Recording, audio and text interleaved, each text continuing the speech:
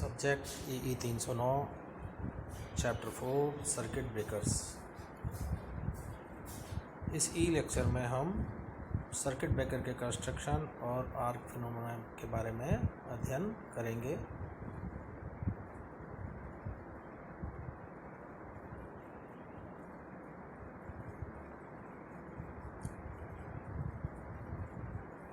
A circuit breaker can make or break a circuit either manually or automatically under all conditions, that is no load, full load and short conditions. This characteristics of circuit breaker has made it very useful equipment for switching and protection of various parts of power system.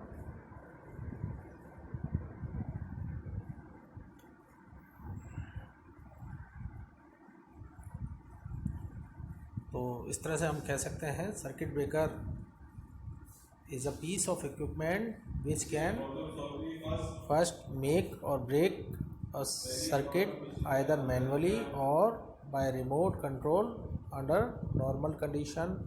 Second, break a circuit automatically under fault condition. Third है make a circuit either manually or by remote control under fault condition.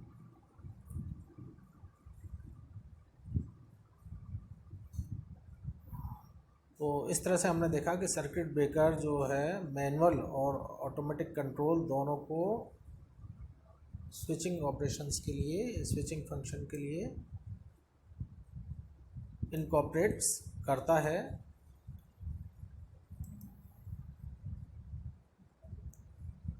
तो circuit breaker एक ऐसा switching device है जिसे विद्युत प्रणाली के नियंत्रण और प्रोटेक्शन के लिए मैनुअल और स्वचालित रूप से संचालित किया जा सकता है। चूँकि आधुनिक विद्युत प्रणाली में लार्ज करंट से संबंधित है,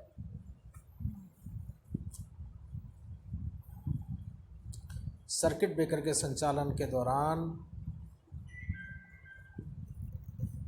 इन धाराओं की वजह से उत्पादित आर्क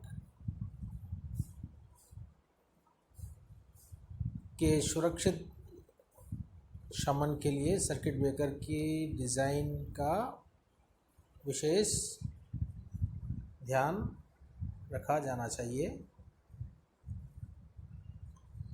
तो हम देखते हैं कि एक सर्किट ब्रेकर में अनिवार्य रूप से स्थिर और चल संपर्क होते हैं जिन्हें इलेक्ट्रोड कहा जाता है। सामान्य परिचालन स्थितियों में सिस्टम दोषपूर्ण न होने तक ये संपर्क बंद रहते हैं और स्वचालित रूप से नहीं खुलते।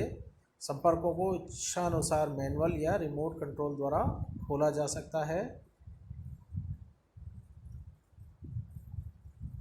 और जब सिस्टम के किसी भी हिस्से पर कोई दोष उत्पन्न होता है तो ब्रेकर के ट्रिप कॉइल्स सक्रिय हो जाते हैं और चल संपर्कों को कुछ मैकेनिज्म द्वारा अलग कर सर्किट को खोल दिया जाता है।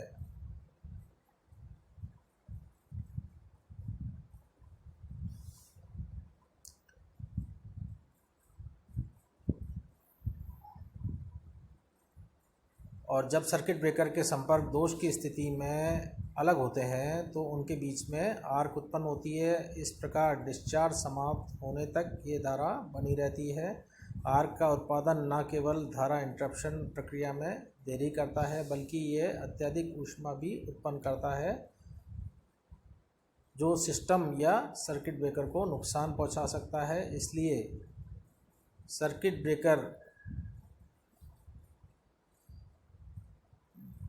में आग शमन के लिए हाई डाइलेक्ट्रिक स्ट्रेंथ वाले पदार्थ का उपयोग करके आग को बुझाया जाता है ताकि इससे उत्पन्न ऊष्मा खतरनाक मान से अधिक ना पहुंच सके।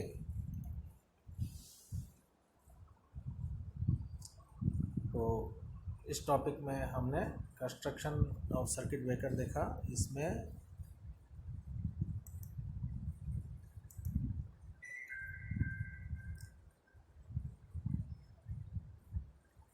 फिक्स्ड और मूविंग कॉन्टैक्ट होते हैं जिनको इलेक्ट्रोड कहा जाता है, और under normal condition these contacts remain closed and will not open automatically until and unless the system becomes faulty।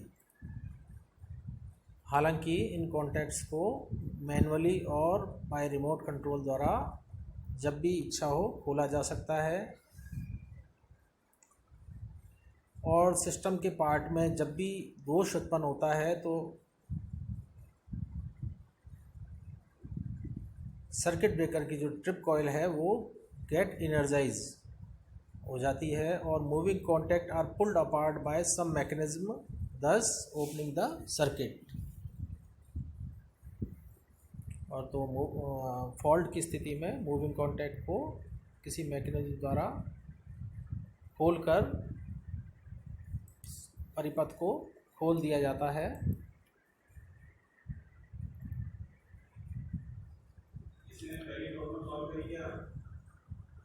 Second है arc phenomena.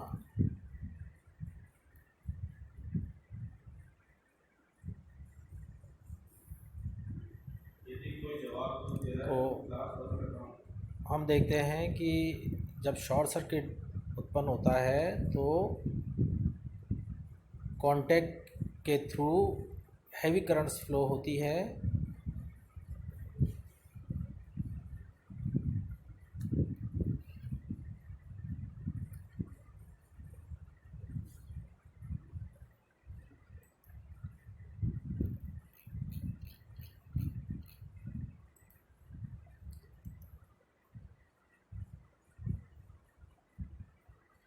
and at the stand when contact begins to separate, the contact area decreases rapidly।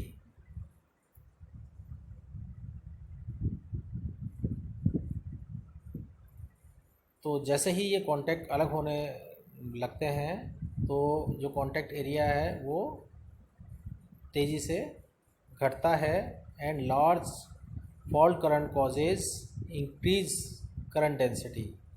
और large fault current की वजह से current की density में वृद्धि होती है, हैंस राइज इन टेम्परेचर, इससे तापमान में भी वृद्धि होती है। The heat produce in the medium between contact, तो जो कॉन्टैक्ट के मध्य जो मीडियम है या जो माध्यम है वो सामान्यतः ऑयल या एयर होता है, is sufficient to ionise the air. तो ये जो कॉन्टैक्ट के मध्य जो हीट उत्पन्न हुई है वो एयर को आयनाइज कर सकता है या वेपराइज कर सकता है, या ऑयल को भी ये आयनाइज कर सकता है।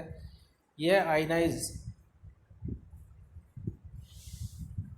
एयर या vapour, air vapour acts as a conductor.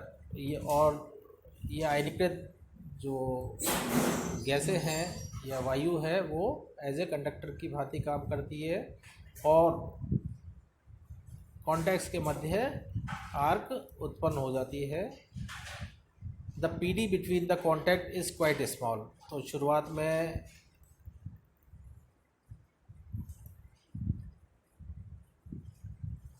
जो कॉन्टैक्ट्स के मध्य जो पोटेंशियल डिफरेंस रहता है वो बहुत कम होता है। Is just sufficient to maintain the arc, वह आर्क को मेंटेन करने के लिए सफिशेंट होता है। The arc provides a low resistance path and consequently the arc in the circuit remains interrupted so long as arc persists।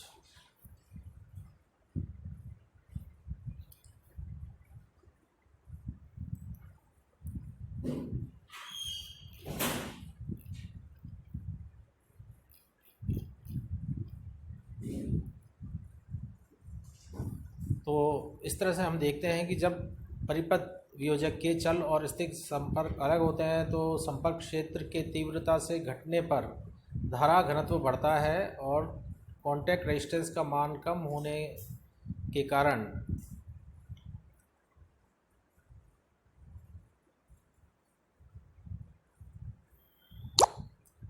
अधिधारा होने पर चल और स्थिर संपर्कों के मध्य वोल्टता की कमी होती है, परंतु दोनों संपर्कों के मध्य कम अंतराल होने की वजह से विद्युत ग्रेडियंट 10⁶ वोल्टेज पर सीएम या इससे अधिक पहुंच जाता है और इस उच्च विभव प्रवणता के फलस्वरूप भारी संख्या में स्वतंत्र इलेक्ट्रॉन मुक्त होकर तापीय उद्वेग या थर्मल एजिटेशन द्वारा उत्पन्न होते हैं। कैथोड से मुक्त होकर इलेक्ट्रॉन एनोड के रास्ते गैसों के अणुओं और परमाणुओं के बीच तीव्र टक्कर मारते हैं, जिससे पुनः इलेक्ट्रॉन उत्सर्जन होता है। माध्यम के आयनीकृत हो जाने से उनमें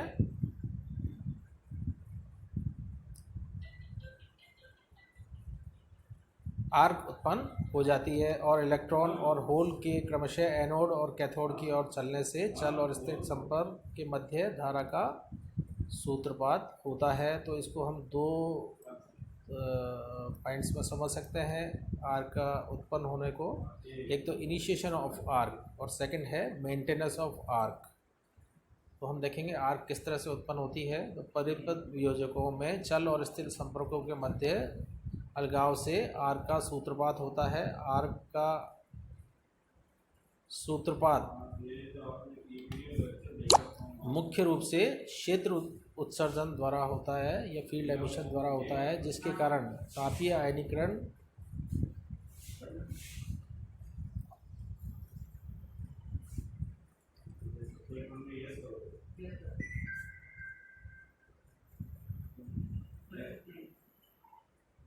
या जिसका धारण तापीय आयनीकरण द्वारा बना रहता है। संपर्कों के अलग होने के समय उनके मध्य कम अंतराल होने पर 10⁶ वोल्टेज पर सीएम या इससे अधिक की विभव प्रवणता उत्पन्न होती है। यद्यपि यह विभव प्रवणता कुछ माइक्रोसेकंड ही रहती है, परंतु इस समय में ही कैथोड से भारी मात्रा में इलेक्ट्रॉन उत्सर्जन होते हैं। कैथोड से इलेक्ट्रॉन उत्सर्जन तापीय उत्सर्जन के कारण ही होते हैं। इस प्रकार का उत्सर्जन उस समय होता है जब विद्युत संपर्क के एकदम से अलग होने पर संपर्क घटने से धारा घनत्व का मान 10⁻⁴ एम्पीयर/सेंटीमीटर तक बढ़ जाता है।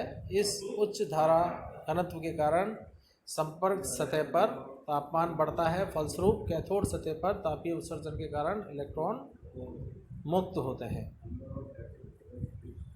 तो इस प्रकार जो फील्ड एनिमेशन और तापीय उत्सर्जन से मुक्त इलेक्ट्रॉन आर्क का सूत्रपात करते हैं या उसका कारण बनते हैं। तो पहले टॉपिक में हमने देखा कि फील्ड एमिशन और जो यहाँ पर हीट प्रोड्यूस हुई और उनने जो इलेक्ट्रॉन्स और फ्री करे उसकी वजह से इनिशिएशन ऑफ आर्क हुआ।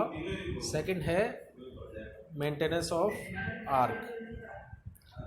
तो फील्ड एमिशन और तापीय उत्सर्जन द्वारा उत्पन्न इलेक्ट्रॉन कैथोड से एनोड की तरफ जाते समय गैस या वाष्प के अणु या परमाणुओं से टकराते हैं, जिससे और अधिक इलेक्ट्रॉन उत्सर्जित होते रहते हैं।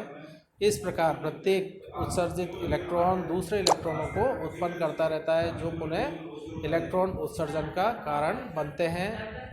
इस प्रकार आर्क बनी रहती है। संक्षेप में धारा पर्याप्त मात्रा में हो तो आर्क तापमान इतना बना रहता है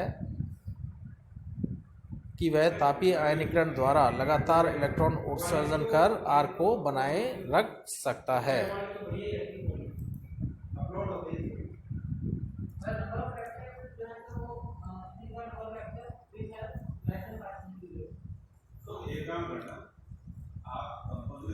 तो आर्क रेजिस्टेंस यहाँ पर फॉलोइंग फैक्टर पर निर्भर करता है। पहला, degree of ionisation. The arc resistance increases with the decrease in the number of ionised particle between the contacts.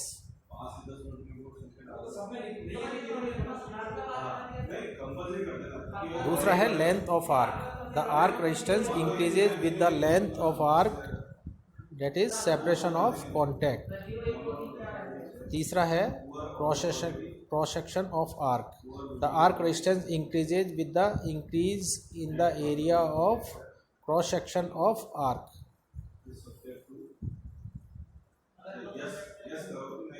तो हम देख रहे हैं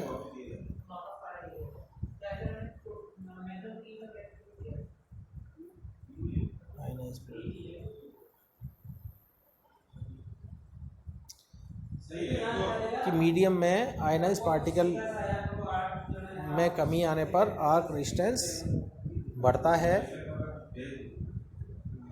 और यदि आर्क की लेंथ बढ़ती है तो भी आर्क रेजिस्टेंस में वृद्धि होती है, या सेपरेशन ऑफ कांटेक्ट के साथ में यह संभव हो पाता है।